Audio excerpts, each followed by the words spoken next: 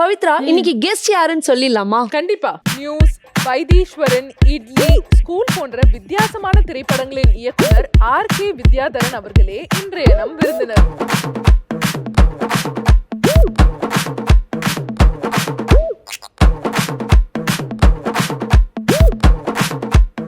வணக்கம். வணக்கம் சார். எப்படி இருக்கீங்க? நல்லா இருக்கா? சூப்பர். ஸோ நிறைய விஷயங்கள் உங்கள்கிட்ட கேட்டு தெரிஞ்சுக்கிறதுக்காக நாங்கள் 2 பேரும் ஆவலாக இருக்கோம். ஸோ ஃபர்ஸ்ட்லி ஸ்கூல்லேருந்து ஆரம்பிக்கலாம். ஸ்கூல் மூவியோட ட்ரெய்லர் பார்த்தோம், ரொம்பவே சூப்பராக இருக்கு. ஸோ என்ன மாதிரியான ஒரு படமாக இருக்கும்? As a director few words சொல்லுங்க படத்தை பற்றி. அதான், அது வந்து ஒரு கோஸ்ட் த்ரில்லர் மூவி தான். இருந்தாலும் அந்த படத்தோட கேப்ஷனில் நாங்கள் டீப் சைக்காலஜி மூவின்னு போட்டிருக்கோம்.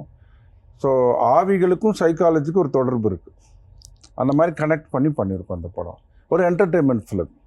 ஒரு ஸ்கூலுக்குள்ளே கோஸ்ட் அந்த மாதிரியான ஒரு பேக்ட்ராப்பில் ஒரு யோகி பாபு இவங்கெல்லாம் இருக்காங்க. ஸோ ஒரு காமெடி கலந்த ஒரு அல்டிமேட்டாக ஒரு சோசியல் மெசேஜ் சொல்கிற மாதிரி ஒரு ஃபிலிம் பண்ணிருக்கோம். அதே மாதிரி யோகி பாபு அவர்கள் வந்து எப்படி இந்த படத்துக்குள்ள வந்தாரு? ஏன்னா அவர் வந்து பயங்கர பிஸியான ஆக்டரா இருக்காரு.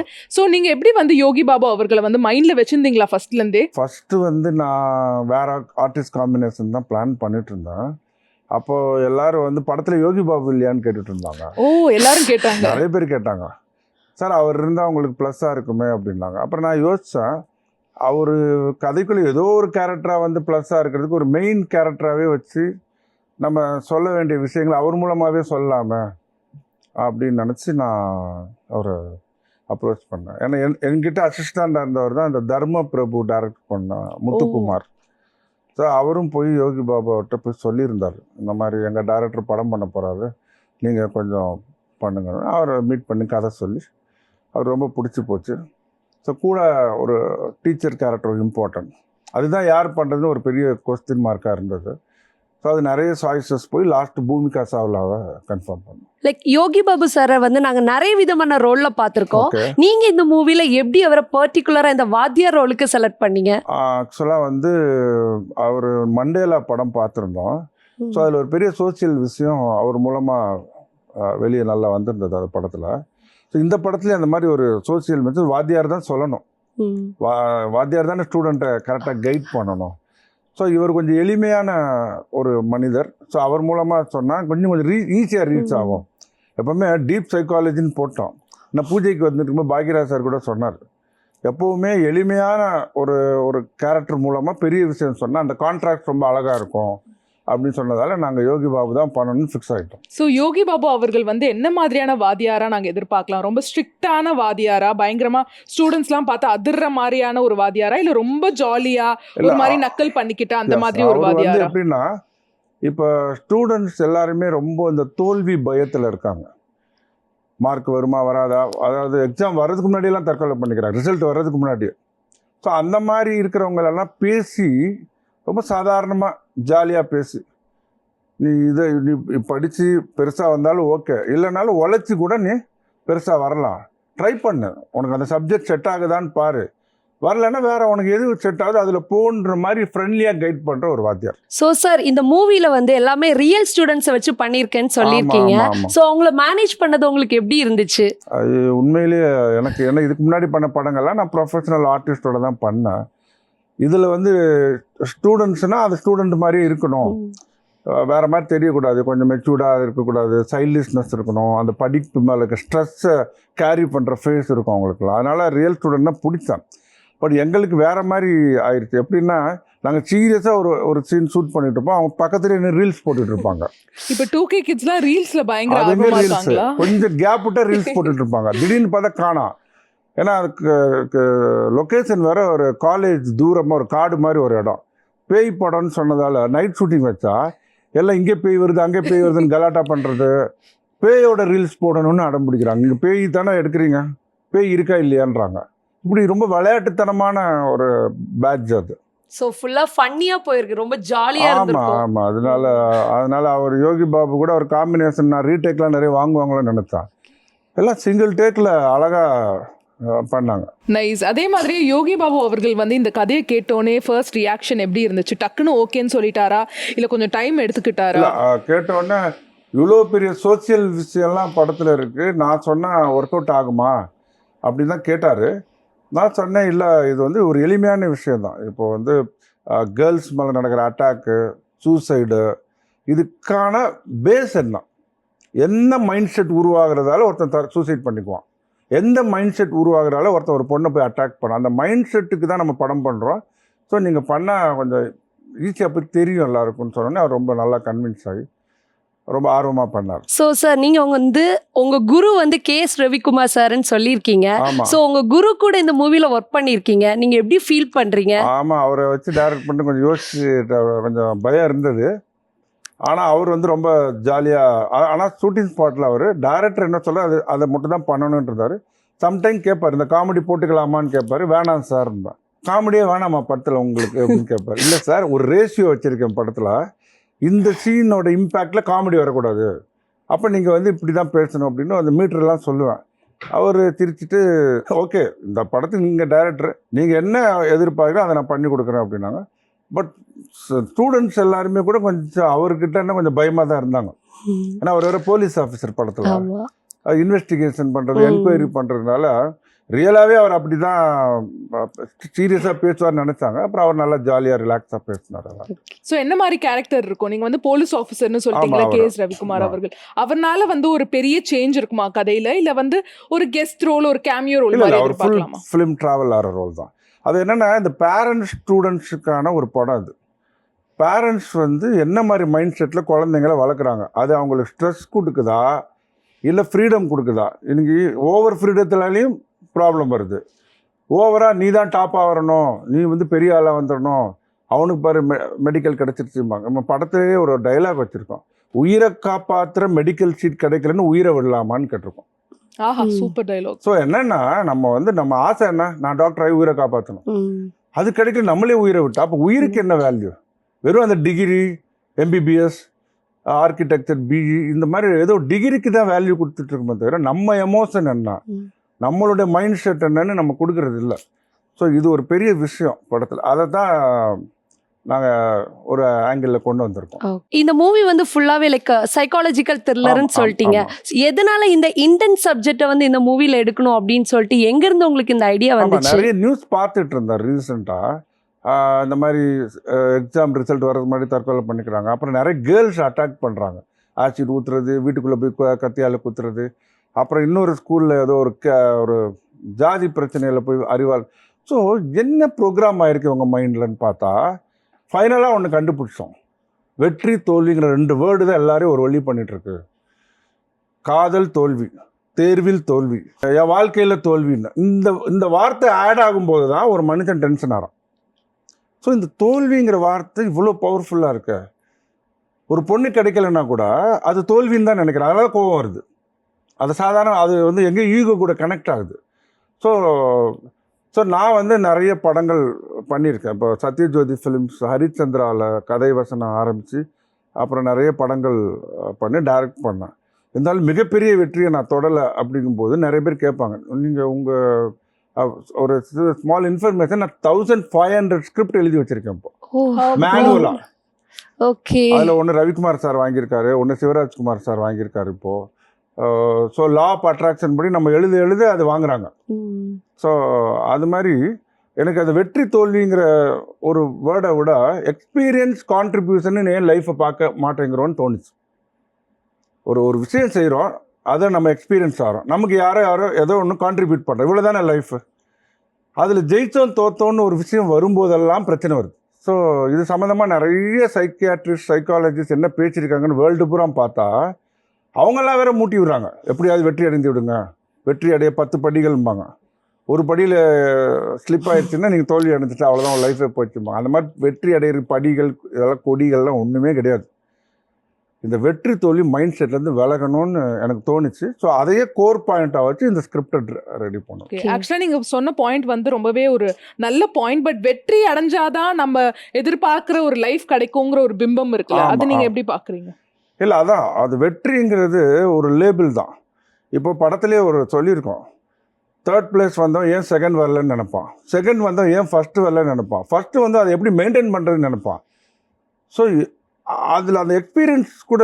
ஆனால் நான் நிறைய பேர்கிட்ட போய் கேட்டு பாருங்கள், ஐயோ என் ஸ்கூல் டேஸ் ரொம்ப நல்லா இருந்துச்சுப்பா, எது இந்த டூர் போனது, ஜாலியாக அரட்டை இதுதான் மைண்டில், அதுதான் எக்ஸ்பீரியன்ஸ். இந்த 1 2 3க்குள்ளே வந்ததோ ரேங்க் வாங்கினது இந்த முந்தினது போனது எல்லாம் கூட ஒரு ஹார்டான விஷயம்தான். ஸோ லைஃப்பை வந்து கோ வித் ஃப்ளோங்கிற மாதிரி உங்களுக்கு என்ன வருது, நீங்கள் எதில் ஹாப்பியாக இருக்குது அதுதான் உங்கள் லைஃப். அதில் அந்த வெற்றி தோல்வி ஆட் பண்ணக்கூடாது. ஓகே. காரில் போனால் தான் வெற்றி, சைக்கிளில் போனால் தோல்வி, 4 ரூம் இருந்தால் பெரிய வீடு, 2 ரூம் இருந்தால் அது வந்து ரொம்ப ஸ்மால் இடம், இப்படிலாம் கிடையாது. ஒரு ரூமில் தான் தூங்க முடியும், ஒரு கட்டில் தான் தூங்க முடியும்.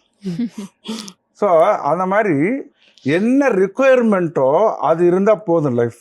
ஆனால் இங்கே அடுத்தவங்களை பார்த்து கம்பேர் பண்ண, அதனால தான் கம்பேரிசன் பண்ணாமலே இளையராஜா சார் ஒரு அருமையான பாட்டு போட்டார். கம்பேரிசன் பண்ணாமலே ஈகோவை பார்க்காமலே பாஸ் எல்லாரும் பாஸ்ன்னு சொல்லி அது பார்க்குறனா தான் நீங்கள் பாஸ். ஆக்சுவலாக வெறும் மார்க் வாங்கினா நீங்கள் லைஃப்பில் பாஸே கிடையாது. ஏன்னா பெரிய சர்ஜியன் தற்கொலை பண்ணிக்கிறார், ஒரு மிகப்பெரிய சர்ஜியன், ஒரு மிகப்பெரிய தொழிலதிபர் தற்கொலை பண்ணிக்கிறாரு. ஆனால் இங்கே இருக்கிறவங்களாம் நம்மலாம் ஃபெயில் ஆகிட்டோம், மார்க் வாங்கலாம், அவர் மாதிரி ஆகலைன்னு நினைக்கிறேங்க.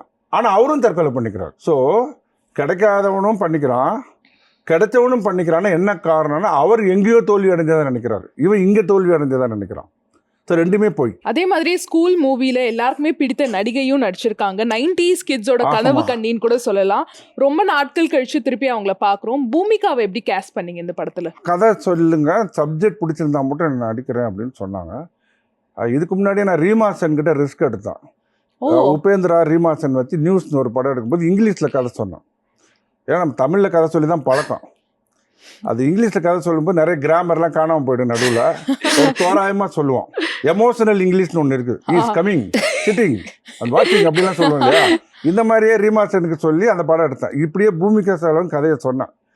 இது மாதிரி ஒரு சைக்கலாஜிக்கல் இது அவங்க அந்த கதை கேட்டுட்டு இந்த சப்ஜெக்ட், இந்த சக்ஸஸ் ஃபெயிலியருங்கிற பிராண்டிங்கை விட்டுட்டு எக்ஸ்பீரியன்ஸ் கான்ட்ரிபியூஷன் வாங்கன்னு சொல்கிற அந்த விஷயம் எனக்கு ரொம்ப பிடிச்சிருக்கு. இதை ஒரு டீச்சர் சொல்கிறாங்க ஸ்டூடெண்ட்ஸுக்கும் போது அந்த ரோல் நான் பண்ணுறேன் அப்படின்னு அவங்க கதை கேட்டுட்டு மட்டும் தான் இதை ஒத்துக்கிட்டாங்க. பூமிகா மேம ஸ்கூல் மூவில எந்த மாதிரி கேரக்டர்ல எதிர்பார்க்கலாம் நாங்க? அவங்க ஒரு டீச்சர் கேரக்டர், பட் அவர் ரெகுலர் டீச்சர் இல்லை. அவங்க ஒரு பெரிய, அவங்க இன்ட்ரோடக்ஷனே பயங்கரமான ஒரு ஆவி இதுக்கு நடுவில் தான் வருவாங்க. அவங்களும் யோகி பாபுலாம் வருவாங்க.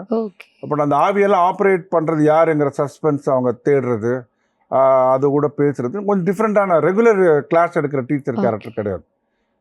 ஸோ ஒரு மாதிரி ஒரு சின்ன மிஸ்ட்ரி, ஒரு சைக்காலஜி எல்லாம் கலந்த மாதிரி. ஸோ நான் வந்து ஒரு விஷயமா கேட்குறேன், நீங்க வந்து படத்துல அது எவ்வளோ பெர்சன்டேஜ் இருக்கும் அப்படின்னு நீங்க சொல்லுங்க, ஓகேவா?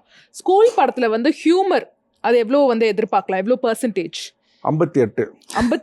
அது என்ன சரி 58? அந்த 2% அது காமெடியா இல்ல சீரியஸான ஆடியன்ஸ் டிசைட் பண்ணாது 58. Okay, humour okay.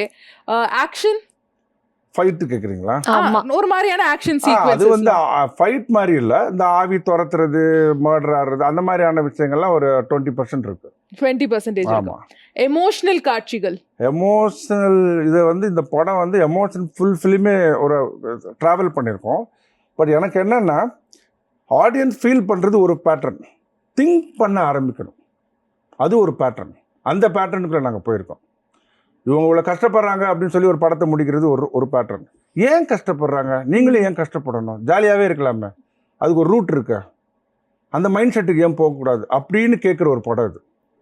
ஸோ அதனால் எமோஷனை தாண்டி இன்டெலிஜென்ஸ் ஜாஸ்தி இருக்குது இந்த படத்தில். ஓகே, எமோஷன் எவ்வளோ, இன்டெலிஜென்ஸ் எவ்வளோ? ஆமாம், எமோஷனல் இன்டெலிஜென்ஸ்னு ஒரு விஷயம் இருக்குது. ஆமாம், EQ. அது நிறைய இருக்கும் படத்தில். ஓகே, அந்த மாதிரி பண்ணியிருக்கோம். காதல் அது பெருசாக இல்லை, ஆனால் அதோட ஈகோவை பெருசாக சொல்லியிருக்கு. அந்த பிரேக்கப்பு, ஒரு பொண்ணு ரிஜெக்ட் பண்ணோன்னு ஒரு பையனுக்கு என்னதான் தோணுது, ஏன் அவ்வளோ நாள் லவ் பண்ண பொண்ணை அவனே போய் குத்தணும்னு நினைக்கிறான், அவனே போய் ஆசிட் ஊற்றுறான், அவன் அந்த முகத்தை ரசிச்சதால தான் அவனுக்கு பிடிக்குது, அந்த முகத்து மேலே ஆசிட் ஊத்துறேன்றான். எவ்வளோ பெரிய கான்ட்ராஸ்ட். அந்த மாதிரியான சைக்காலஜியை டச் பண்ணிருக்கோம். லவ் இருக்கு, இந்த மாதிரியான விஷயம் ஜாஸ்தி இருக்கு. சஸ்பென்ஸ் நிறைய இருக்கு, படம் ஃபுல்லாக இருக்குது, நிறைய விஷயம் இருக்கு. நிழல்கள் ரவி ஒரு மெயின் ரோல் பண்ணியிருக்காரு, ஒரு முக்கியமான ரோல் ஒன்று பண்ணியிருக்காரு. ஸோ அவர் கேரக்டர் ஒரு சஸ்பென்ஸான கேரக்டர் படத்தில். ஆக்சுவலாக இந்த படத்தோட பெரிய ப்ளஸ்ஸு 14 ரீல்னா 14 ட்விஸ்ட் இருக்கு. ஆமாம், ஏன்னா ஓரளவுக்கு இந்த மாதிரி ஸ்டூடெண்ட்ஸ் படம்லாம் பார்க்கும்போது ஸ்க்ரீன் பிளேயில் வாட் நெக்ஸ்ட் இருந்தே ஆகணும். இதுதான் வரும்ன்றது இருக்கக்கூடாது. பெரிய ஆர்டிஸ்ட்னா பார்த்துட்டு இருப்பாங்க, அவங்க மேலே இருக்கிற கிரேஸில் அவங்களால மைண்ட் செட் ஆனதால் அவங்க என்ன செஞ்சாலும் ரசிப்பாங்க. புதுசாக இருக்கிறவங்கள வச்சு பண்ணும்போது வாட் நெக்ஸ்ட் வந்து ரொம்ப இன்ட்ரெஸ்டிங்காக இருந்தால் மட்டும்தான் பார்ப்பாங்க. ஸோ அதை கேரி பண்ணியிருக்கோம் அந்த படத்தில். ஸோ ட்விஸ்ட்லாம் நிறைய நிறைய எதிர்பார்க்கலாம். இருக்கு. எந்த ட்விஸ்ட் வந்து செமையா இருக்கும்? இன்டர்வெல்லையா இல்ல கிளைமாக்ஸ்லயா? இன்டர்வெல் ட்விஸ்ட் ஒரு முக்கியமான ஒரு ஏரியா. ஆனால் இன்டர்வெல் நோக்கியே நிறைய ட்விஸ்ட் போயிட்டு இருக்கும் படத்தில். செகண்ட் ஹாஃபும் அப்படி தான், ஒரு ட்விஸ்ட் வச்சு தான் ஒவ்வொரு விஷயம் நகரும். இதனால் எப்படி யாரும் அவ்வளோ ஈஸியாக கெஸ் பண்ண முடியாது ஸ்க்ரீன் பிளே. இதனால தான் இந்த ஃப்ளாஷ்பேக்கே பொதுவாக எல்லாரும் ஒரே மாதிரி எதிர்பார்ப்பாங்க. ஒரு ஆவி படம்னாலே எல்லாரும் ஆவி, ரிவெஞ்சு, அது பாதிக்கப்பட்டது, பழி, இதுதான் எதிர்பார்ப்பாங்க. பட் நாங்கள் வேற ஒரு களத்தில் போயிருக்கோம். ஏன்னா இன்னைக்கு ஆவியானவங்க அத்தனை பேருமே வாழும்போது சக மனிதர்களால் பாதிக்கப்பட்டவங்க. ஏன் பாதிக்கப்பட்டான்னு அவங்களோட மைண்ட் செட். ஸோ அதுதான் கனெக்டிவிட்டி படத்துக்கு. அதே மாதிரி நாங்க இன்னொரு ஒரு விஷயமும் கேள்விப்பட்டோம் சார். ஆக்சுவலா பூமிகா அவர்கள் வந்து ரொம்ப டெடிகேட்டடா அவங்களோட ஃபேமிலியில கூட ஒரு இஷ்யூ இருந்தபோது அவங்களோட பையன் கூட ஏதோ ஒரு சின்ன ஆக்சிடென்ட்ல ஆக்சுவலா கிளைமேக்ஸ் எடுத்துட்டு இருந்தோம். நிறைய ஸ்டூடெண்ட் க்ரௌடு, ரவிக்குமார் சார், யோகி பாய் எல்லாரும் வச்சு எடுத்துட்டு போது அவங்க சன் ஏதோ ஸ்லிப் ஆகி விழுந்து ஹாஸ்பிட்டல் அட்மிட் ஆகிட்டாங்க. ஆக்சுவலாக உடனே அவங்க கிளம்பி போகணும், வரவே பக்கத்தில் இருந்து அவ்வளோ அழுதுட்டு இருந்தாங்க. ஆனாலும் அவங்களோட மேனேஜர் சொன்னார் எப்படியாவது மேம் வந்துடுவாங்க அப்படின்னு சொன்னேன். என்னால் யாருமே நம்பலை. எல்லாரும் கேட்டாங்க இன்னைக்கு ஷூட்டிங் கேன்சல் தான், திருப்பி வச்சுக்கலாமா? ஆனால் வந்துட்டு அந்த படத்தோட கண்டென்ட்டுக்கான எமோஷனை கரெக்டாக பண்ணிட்டு இருந்தாங்க. முடிச்சுட்டு அப்புறம் அழுதாங்க. ஸோ அதுதான் ரொம்ப ஆச்சரியமா இருந்தது. நல்லா கோஆப்ரேட் பண்ணாங்க, டெடிகேட்டாக ஒர்க் பண்ணாங்க. அதே மாதிரி இன்னொரு ஒரு சூப்பரான விஷயம் ஸ்கூல் படத்துல என்னன்னா, இளையராஜா சார் தான் வந்து மியூசிக் கம்போஸ் பண்ணியிருக்காரு. ஸோ என்ன மாதிரியான பாடல்கள்லாம் எதிர்பார்க்கலாம் இந்த படத்துல? அது ஆக்சுவலாக வந்து 2 சாங் தான் நான் அவர்கிட்ட கேட்டேன். அவராக ஒரு 3வது சாங் சிச்சுவேஷன் கிரியேட் பண்ணி போட்டுட்டு இந்த சாங்கும் படத்தில் வைங்க நல்லா இருக்கும் அப்படின்னு ஒரு 3வது சாங்கும் கொடுத்தாரு. முதல் 2 சாங் சிச்சுவேஷன் சொன்ன உடனே எல்லாமே ஒரே நாளில் பண்ணிட்டார். ஒரே நாள் தான் சாங், உடனே டியூன் அவரே லிரிக்ஸ் எழுதினார். வேகமாக அந்த அவுட்புட் ரொம்ப அழகாக வந்தது.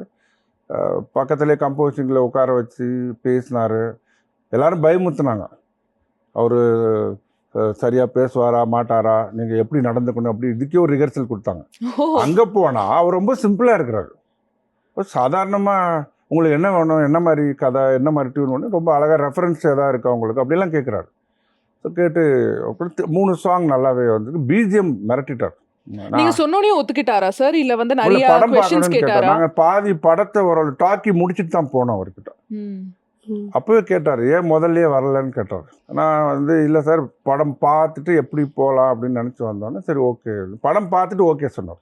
பார்த்துட்டு தான் இந்த படத்தில் கண்டென்ட் நல்லா இருக்கு, ஸ்டூடெண்ட்ஸுக்கான ஒரு முக்கியமான விஷயம் இருக்குது, அதனால் இந்த படம் நான் பண்ணுறேன் அப்படின்னு சொன்னார். அந்த 3 பாடல்களில் உங்களுக்கு ரொம்ப பிடித்த பாடல்? எனக்கு அந்த கம்பேரிசன் பண்ணாமல் ஈகோவை பார்க்காம பாஸ்ங்கிற பாட்டு எனக்கு ரொம்ப பிடிக்கும். எங்களுக்காக ஒரு 4-5 வரிகள் நீங்கள் அப்படியே சொன்னீங்கன்னா நல்லா இருக்கும், இல்லை பாடினாலும் நல்லா இருக்கும். கம்பேரிசன் பண்ணாமலே ஈகோவை பார்க்காமலே பாஸ் எல்லாரும் பாஸ். அது வந்து ரொம்ப அழகானது. டாக்டர் ஆனா என்ன, காய்கறி வித்தா என்ன, எதுவானாலும் உங்கள் லைஃப் நல்லா தான் இருக்கும், ஒரு எக்ஸ்பீரியன்ஸ் தாங்கிறது அந்த சாங்கில். அதாவது மொத்த படத்து கதையை ஒரு சாங்கில் அழகாக சொல்லிட்டார். அது ஸ்டூடெண்ட்ஸுக்கே ஒரு ஹாப்பியாக இருக்கும் கேட்கும்போது. அந்த மாதிரி ஒரு அருமையான ஒரு சாங். இன்னொரு ஒரு சாங், ஒரு டிவோஷனல் சாங் ஒன்று பண்ணார், அவர் பண்ணி கொடுத்தாரு. ஸோ அதனால் அவர் பண்ணதால் நான் வந்து அதுக்கு ஒரு சிச்சுவேஷன் கிரியேட் பண்ணி ஒரு 8 அடி துர்கையம்மன் சிலையை வச்சு வேறு மாதிரி அதை எடுத்தோம். நான் கடவுள் பேட்டர்ன்ல கொடுத்திருந்தாரு, ரொம்ப நல்லா இருந்தது. ஸோ நீ இப்போ இந்த பாடல் சொன்னீங்கல்ல சார், ஆமா, இது வந்து முன்னாடியே ஒரு பாடலோட ஒரு ரீக்ரியேஷன் மாதிரி இருக்கு, ஒரு ரீமிக்ஸ்னு கூட சொல்லலாம். பள்ளிக்கூடம் போகாமலே பாடம் ஒன்றும் படிக்காமலே, தாஸ். ஆமா, அது என்னன்னா ஆக்சுவலா அது வேற மாதிரி பண்ணலாம்னு நினைச்சோம். அதுக்கப்புறம் நிறைய மாறி வரும். அந்த கம்பேரிசன் பண்ணாமலே ஒரு நான் வந்து இந்த பாஸ் வந்து ஸ்டூடெண்ட்ஸுக்கான ஒரு பாசிட்டிவான வார்த்தையாக இருக்குது. ஸோ நான் இன்னொன்று சொன்னேன், அவர் கேட்டார் வேணுமா இந்த மாதிரி பண்ணணுமான்னு கேட்டார். நான் அப்போது சொன்னேன், இப்போ பார்த்தீங்கன்னா மஞ்சுமல் பாய்ஸில், லப்பர் பந்தில், எல்லா இடத்துலையும் உங்களுடைய அந்த பழைய டியூனோட அந்த எசன்ஸை தான் ரொம்ப ரசிக்கிறாங்க. ஏன்னா நம்ம எல்லார் மனசு சப்கான்ஷியஸில் அந்த பாடல்களோட அந்த ரிதம் ரொம்ப ஆழமாக இருக்கிறதால இது போட்டால் தான் ரொம்ப ஈஸியாக ரீச் ஆகும் அப்படின்னு நான் கொஞ்சம் வம்பு பண்ணேன் அவர்கிட்ட. அவர் கேட்டார், அவர் சொன்னார் நான் வந்து அப்டேட் ஆகி வேற எங்கேயோ போகிறதுக்கு போகிறேன், எனக்கு பின்னாடி பிடிச்சி இழுக்கிறீங்களேன்னாரு. சார் பின்னாடி பிடிச்சி இழுக்கல சார், எல்லாரோட மெமோரிஸ்லேயும் உங்களோட டியூன்லாம் அப்படி கலந்துருக்கிறதால அந்த மாதிரி இருந்தால் நல்லாயிருக்கும் அப்படின்னு சொன்னதால அந்த பாஸை சேர்த்தார். இதுல எப்படி டான்ஸ்லாம் எதிர்பார்க்கலாமா? யோகி பாபு டான்ஸ், அதுக்கப்புறம் பூமிகா டான்ஸ், இல்ல, டீச்சர்ஸ் அவங்க எல்லாம் சேர்ந்து டான்ஸ் டான்ஸ். ஸ்டூடெண்ட்ஸ் தான் ஃபுல்லாக ஸ்டூடெண்ட்ஸ் டான்ஸ். அந்த சாங்கில் மாண்டேஜஸில் வர்றாங்க, யோகி பாபு பூமிகாலாம் வர்றாங்க. ஸோ இது ஸ்டூடெண்ட்ஸ் ரொம்ப என்ஜாய் பண்ணணும். பேரண்ட்ஸும் சில விஷயங்களை புரிஞ்சுக்கணும், ஸ்டூடெண்ட்ஸோட மைண்ட் செட் எப்படிலாம் போயிட்டுருக்கு இப்போ அப்படிங்கிறது புரிஞ்சுக்கணுன்றதுனால அந்த மாதிரி அந்த கான்செப்ட்ல இருக்கும். அந்த கான்செப்ட்ல டான்ஸ் சாங் எல்லாமே Okay. பண்ணியிருக்கோம். இந்த மூவி வந்து ஒரு மாதிரியான ஒரு சைக்கலாஜிக்கல் த்ரில்லர்னு Yes. சொன்னீங்க. பட் இப்ப வந்து நிறைய ஹாரர் மூவிஸ் பாக்குறோம், ஆமா ஆமா நிறைய த்ரில்லர் மூவிஸ் பாக்குறோம். ஆமா. கமர்ஷியல் எலிமெண்ட்ஸ் வந்து மக்கள் ரொம்ப எதிர்பார்க்கறாங்க. பட் உங்களுக்கு என்ன கான்ஃபிடன்ஸ் கொடுத்துச்சு கண்டிப்பா இந்த படம் வந்து மக்கள் தியேட்டர் வந்து பாப்பாங்கன்னு? ஒரு டைரக்டரா ஒரு சின்ன விஷயம் உங்களுக்கு அதான், கான்ஃபிடன்ஸ் இப்போ கொடுத்துருக்கோம்ல, அது என்ன ஜென்ரலா விஷயம்? ஒரு படம் முடிச்சு வெளியே வந்து கேட்குற கேள்வி எல்லாரும் படத்தோட கதை என்ன. ம். ஸோ அந்த 4 வரியில புதுசாக ஏதாவது இருந்தாலும் அடுத்தவங்க ட்ரிகர் ஆவாங்க. ஓ, இந்த கதை இந்த மாதிரி இருக்கா, படம் நல்லா இருக்கும் போல இருக்கும்பாங்க. நீங்கள் உள்ளுக்குள்ள எவ்வளோ கமர்ஷியல் விஷயம் இருந்தாலும் அவுட்லைனாகவே ரொம்ப பழசாக இருந்ததுன்னா அது வந்து ஒரு ஆக்சுவலாக ஜென்ரலாக சொல்லுவாங்க, பிரெயின் வந்து சேஞ்ச் ஓவர் விரும்பும், புதுசை விரும்பும்.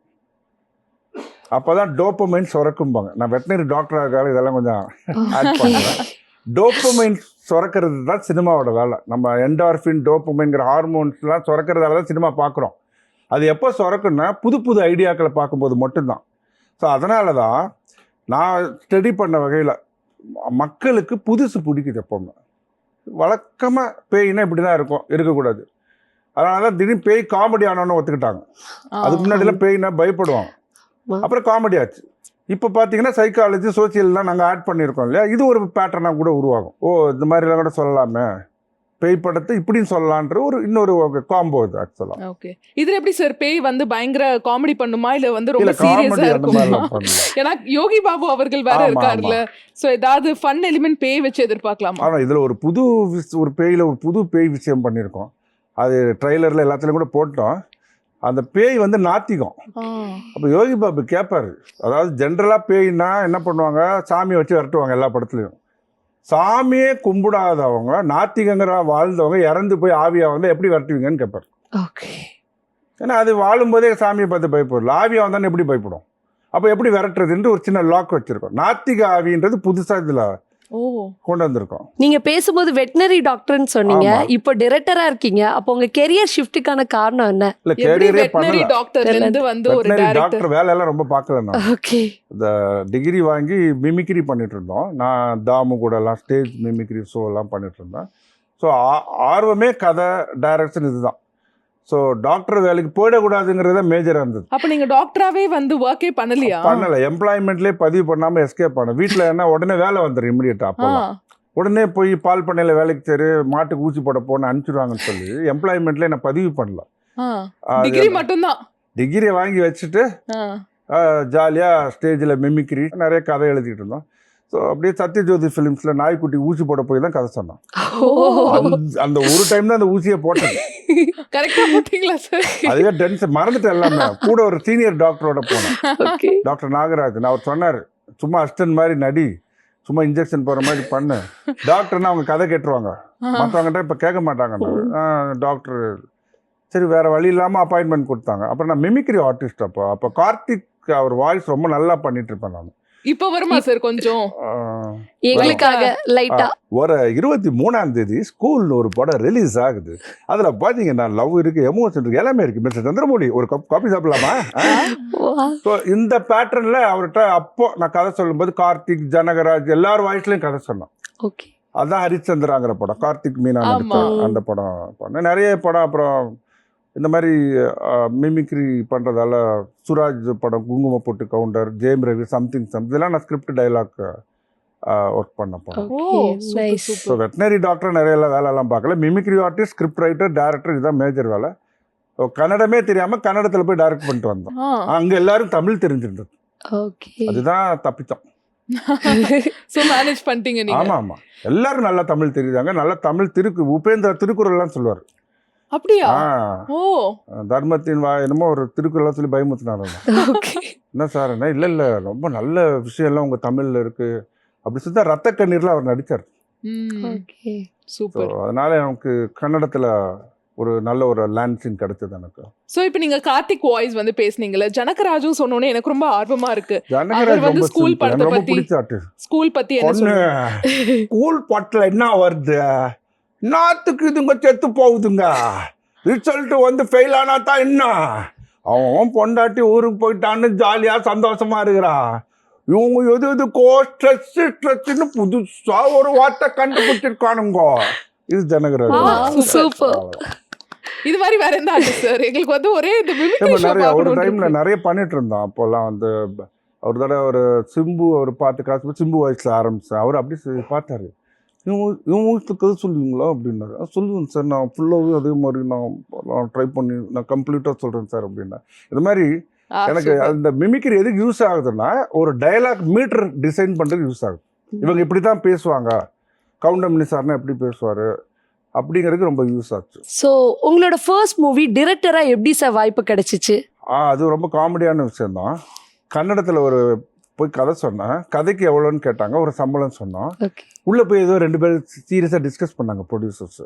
என்னோடய ஃப்ரெண்டு ஒருத்தர் கூட இருந்தார், சாதிக்கு நிறைய ஆடெல்லாம் எடுத்துகிட்டு இருக்காரு. இப்போது அவர் வந்து திடீர்னு டாக்டர் உங்களை தான் டைரக்டர் ஆக்க போகிறாங்கன்னாரு. ஏன்னா டைரக்டருக்கு தனியாக பேமெண்ட் கொடுக்கணுமே, இவரே டைரக்டர் ஆக்கிட்டா அந்த பேமெண்ட்டு மிச்சம் ஆகலன்னு ஏதோ டிஸ்கஷன் நடக்குது, நீங்கள் ஒத்துக்குங்க அப்படின்னாரு. நான் சொன்னேன் டைரக்ஷனே தெரியாதே அப்படின்னா. ஒத்துக்குங்க அப்புறம் தானாக தெரிஞ்சுக்கலான்ட்டாரு. நேராக வந்தாங்க, நீங்கள் தான் டைரக்டர்னாங்க, ஆனால் அதே சம்பளம் தான்னாங்க. சரி ஓகே இப்படி டைரக்டர் ஆக்கி விட்டாங்க. அப்படியே அந்த ஒரு விஜய ராகவேந்திரான்னு சிவராஜ்குமார் சாரோட சிஸ்டர் சன்னு தான் ஹீரோ. அந்த படம் தான் ஃபர்ஸ்ட் டைரக்ட் பண்ணேன். அது பார்த்துட்டு அப்புறம் உபேந்திரா சார் படம், பெரிய படம் அதுக்கப்புறமா டைரக்ட் பண்ணேன். சுதீப் அவரை வச்சு நந்தின்னு ஒரு ஸ்கிரிப்ட் கொடுத்து அது ஸ்டேட் அவார்டு, ஃபிலிம்ஃபேர் அவார்டெல்லாம் வாங்கிச்சு. ஸோ அது மாதிரி கன்னடத்திலே இருந்திருக்கணும். நல்ல மார்க்கெட் கிரியேட் ஆச்சு எனக்கு. எனக்கு மதுரை நேட்டிவ், அங்கே சினிப்பிரியா தேட்டர் பக்கத்தில் வீடு, அங்கே தான் படம் வரணும் அப்படின்னு ஒரு ட்ரீம். தமிழ்ல எடுக்கணும். ஏன்னா மதுரை என்ன மாப்பிள்ள என்ன படமே பண்ணலையா, சும்மா இருக்கியான்னு கேட்பாங்க. இல்லை கன்னடத்தில் உபேந்திரா வச்சு பண்ணுறேன்னா, அது யார் மாப்பிள்ள, உபேந்திரா ஜிதேந்திராங்கிற, இங்கே யாரை வச்சு பண்ணுறா அப்படின்னு கேட்பாங்க. அதனால் வந்து நான் தமிழில் பண்ணணுன்னா நம்ம உடனே சென்னைக்கு போயிடலான்ட்டு வந்ததுக்கு தான் சரத்குமார் சார் வச்சு வைத்தீஸ்வரன் தான் டைரக்டர். ஓகே, சோ அப்படி வந்து தமிழ்ல ஜர்னி வந்து ஸ்டார்ட் ஆச்சு. தமிழ் தான் நமக்கு இது உயிர். உங்களோட ஒரு பெரிய இன்ஸ்பிரேஷன்னா யாரு சார்? எனக்கு ஆக்சுவலாக ஸ்கிரிப்டில் வந்து பாக்யராஜ் சார் வந்து மிகப்பெரிய இன்ஸ்பிரேஷன். டைரக்டரில் நிறைய பேர் இருக்காங்க, ஆனால் மணிரத்னம் சார் பற்றி ரொம்ப ஆச்சரியமாக இருக்குது. ஏன்னா நாங்கள் பார்க்கும் நாயகன் அதுக்கு முன்னாடி பகல் நிலவுலேருந்து இப்போ வரைக்கும் அப்படியே ஒரு ஃப்ரெஷ்ஷாக இருக்கிறார். ஸோ ரொம்ப ஆச்சரியமாக இருக்குது. அது மாதிரி ஹிந்தியில் விது வினோத் சோப்ரா, ராஜ்குமார் ஹிரானி, அவங்களெல்லாம் ரொம்ப பிடிக்கும். ரொம்ப பாசிட்டிவான விஷயத்தை மட்டுமே சினிமாவில் சொல்கிறாங்க அவங்க. ஆமாம், அவங்களோட படங்கள் எல்லாமே சைக்கலாஜிக்கல் படம், பாசிட்டிவான ஃபிலிம் அதெல்லாம் சொல்கிறாங்க.